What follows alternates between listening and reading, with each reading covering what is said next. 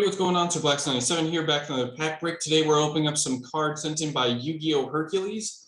He was kind enough to get us a really nice deal on some Sous Chips cards and a few other just sort of miscellaneous cards that I was looking for. So without further ado, we're going to jump right into it, as well as a bonus surprise at the end.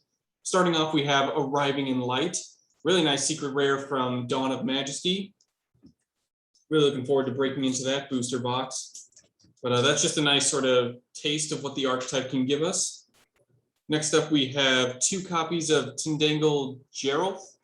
I'm probably butchering that name, but I really like the Dangle cards. You know, not much of a flip duelist, but I really like their archetype, and kind of Stare of Mail really helps out with consistency and getting them out on the field.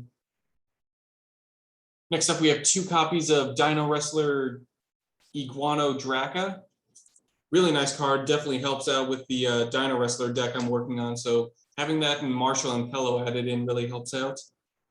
Next up, we have 2 copies of Trickstar Festival, another deck I've kind of been loosely working on, but still nice to get some of those cards that I need. Now for the main event, we're going on to our Sous Chips with Gunkan Suship Ikura. It's a nice sort of effect monster of the group. Next, we have their traditional normal monster and pretty much the poster boy for the archetype, Gunkan Suship Shari. I like the text for the card is a nice little food review. You don't really see stuff like that with cards sort of playing around with their flavor text, so it's nice to see that. Next, we have Gunkan Suship Daily Special. Really nice trap card for the archetype to help him out. It wouldn't be a New Age archetype if we didn't have some sort of field spell with Seaside Supper Spot. Try saying that 5 times fast. And then finally, we have their first Xyz monster, Gunkan Suship Ecor Class Dreadnought. Imagine being captain of a food boat. I'd be down for that.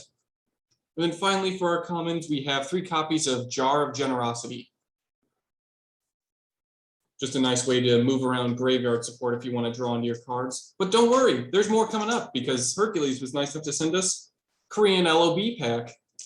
Without further ado, let's break into this. I can open it. Obviously, with your Lob packs, we're looking to pull in that signature Blue Eyes. I did get a Korean Raigeki last time, so it's always good to see, you know, what sort of treasures we can pull from this. And use the handy pocket knife to get this open. Nope. Without further ado, see what we can pull. Not really familiar with a lot of the names of these cards. I think this was like Fiend Sword or Sword of Doom. It's a starfish. 2-Mouth Dark Ruler. I remember that one. Hinatoma. And finally, Reaper of the Cards, I believe. It's really nice for taking care of spell and traps back in the old days. It's also one of the few cards that has a really weird 1380 attack, 1930 defense. So it's one of those weirder number values used by Panic in the anime. A little bit of trivia for you. So that'll do it for today's pack break. Big shout out to YuGiOhHercules for all the Sous Chips cards and for Arriving in Light. So this was a lot of fun to break into, and I always like breaking into old school packs regardless of Korean or English. I think Korean has better rarities, so just pull rates are a little bit more pleasant to have. So that'll do it for today's video. I'll see you guys next time for some more pack breaks. Peace out.